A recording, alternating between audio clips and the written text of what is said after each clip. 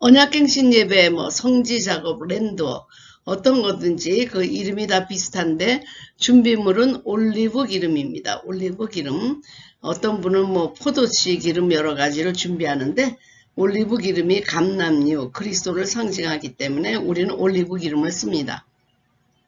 포도주와 전병 성만찬을 위해서 나무 십자가 하고 또 그때 나무 십자가를 심을 때 선포할 성경 구절. 그래서 나무 십자가는 20cm 정도. 그 다음에 생수, 소금, 올리브 기름 합친 생수.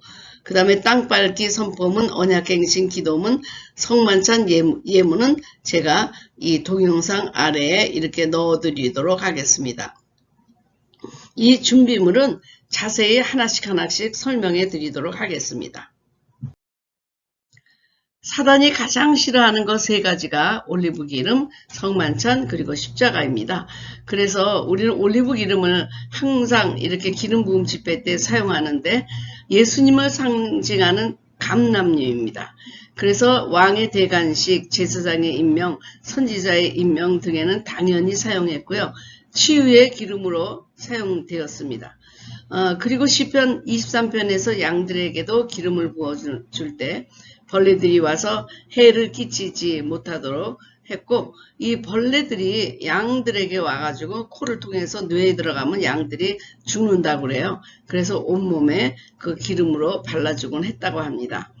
제자들도 치유하러 나가면 먼저 기름을 발랐고, 아픈 자가 있으면 장로들을 초청해서 기름을 바르라고 돼 있고, 그리고 사단은 이렇게 기름이 있는 곳에는 또 접근하지를 못하고 하는 말씀이 성경에 다 들어 있습니다. 이사야 10장 27절 그날에 그의 무거운 짐이 내 어깨에서 떠나고 그의 멍에가 내 목에서 벗겨지되 기름진 까닭에 멍에가 부러지리라.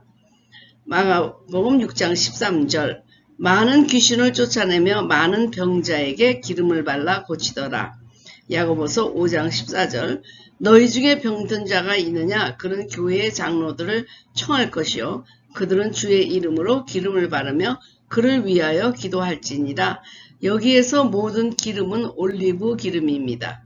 여러분이 시장에 가시면 올리브 기름은 그냥 흔히 파는 기름입니다. 그렇게 압축된 것으로 콜드 프레스드 그리고 처음으로 짜낸 그 올리브 기름 그것을 여러분들이 준비하시면 되는데 지금 이렇게 보이는 종지에 있는 것만큼 하면 됩니다.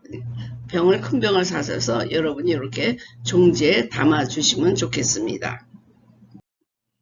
두 번째, 사단이 가장 싫어하는 것은 성만찬입니다. 성만찬은 그리스도의 피와 살을 의미하며 유월절과 출애굽을 의미합니다. 새 언약으로 제정된 이 성만찬은 주님이 우리를 구원하신 것을 기억하며 지금도 함께 하시며 앞으로 재림하실 그리스도를 기억하는 예식입니다. 그리스도의 보혈의 피로 인하여 실패한 사단은 성만찬을 제일 무서워합니다. 그리스도의 보혈의 피가 있는 곳에서 자신들이 무장을 다 해제하고 순종하고 또 망한 장소이기 때문입니다. 이게 이제 성만찬이 우리가 또 이슈가 됩니다. 왜냐하면 교단이나 교파나 또 캐톨릭이나 뭐 성공회나 또 뭐 감리교, 장로교, 침례교 이 모든 데에서 루터교에서도 성찬에 대한 이해가 다르고 얼마만큼 또 그 교회에서 성찬을 하느냐 이것도 다 다릅니다. 근데 초대교회에서는 예배의 한 예식으로서 그 중간에 말씀과 찬양과 함께 거행되었던 것입니다. 그래서 초대교회에서는 참석하지 못한 사람들을 또 이 성만찬을 딜리버리해서 집에서도 하게끔 한 적도 있습니다. 평신도들이 직접 성찬을 하도록 허락한 교단도 있습니다. 그러나 언제나 성직자만 인도하여야 된다고 아주 못을 박은 교단도 있습니다. 여러분들이 집에서 빵과 포도주를 만일 여러분들이 집에서 매일 성만찬을 한다. 그랬을 적에는 여러분의 집에 그리스도의 보혈의 피가 덮여져서 그 모두가 패스오버하는 그런 일들이 일어나서 저희들은 암에 걸린 분들은 꼭 성만찬을 매일 하도록 하고요. 불임에 있는 분들을 성만찬을 하게 하는데 너무나 많은 분들이 정말 이 사람은 아기를 더 이상 낳을 수 없다 하는 분도 7개월 만에 성만찬 7개월 만에 아기를 낳고요. 그래서 지금은 3명의 부모가 됐고 자녀의 부모가 됐고요. 그리고 암 환자들은 이것을 해야 되는데 왜냐하면 사단이 무서워서 피해가는 집이기 때문에 마치 이것은 우리의 문과 창문과 지붕과 울타리를 보호하는 역할을 하게 됩니다. 주님의 보혈의 피로 덮는 것이니까요. 그래서 메노아에서는 빵과 포도주를 성별하여 주고 평신도들이 예문을 가지고 성찬을 가족 단위 예배에서 할 수 있도록 교육시키고 허용하고 있습니다. 그러나 여러분의 교단에서 이것을 철저하게 허락하지 않는다. 평신도들이 하는 것은 그랬을 때 여러분들은 꼭 매일매일 가정 예배에서 이것을 하실 필요는 없습니다. 그러나 우리 미국에서는 다 굉장히 많이 오픈되어 있고 그리고 주의 만찬이라는 것은 다 오픈돼서 모든 사람들이 와서 주의 만찬을 받을 수 있도록 다 개방하고 있는데 한국에서는 꼭 성직자가 해야 되기 때문에 이것을 여러분 교단이 어떻게 생각하고 있는지에 따라서 결정하시면 좋겠습니다. 사단이 또 싫어하는 건 나무 십자가입니다. 나무 십자가야 됩니다. 나무, 다른 무슨 플라스틱 그런 건 안 되고요. 이 십자가를 지심으로 주님이 승리하시고 죄의 값을 지불하셨는데 골고다에서 이 나무 십자가에서 달려 죽으신 우리 주님이 그 보혈의 피가 땅에 흘러 들어가면서 그 땅을 지배하던 사단이 그 피를 먹고 아주 망해버리는 그런 역사가 바로 우리 예수님이 하는 우주적인 그 랜드웍입니다. 성지 작업입니다. 그래서 우리가 이제 우리 집에도 나무 십자가를 심죠. 왜냐하면 이 땅의 권세를 잡고 사단이 모든 그 땅을 지배하고 있는데 이 땅의 주인은 본래 주님 것이다. 그리고 선포하고 마치 우리가 뭐 독도에 태극기를 다는 것처럼 우리 집에 예수님에게 속했다 하는 것을 나무 십자가를 땅에 묻거나 우리가 심거나 합니다. 그래서 그때 말씀을 심을 때 말씀을 선포하거나 말씀을 적어서 함께 심기도 합니다. 우리는 말씀을 살아있는 생명의 씨앗이라고 생각하기 때문에 그 말씀이 땅에 심어지면 30배, 60배, 100배 열매를 맺는다고 생각합니다.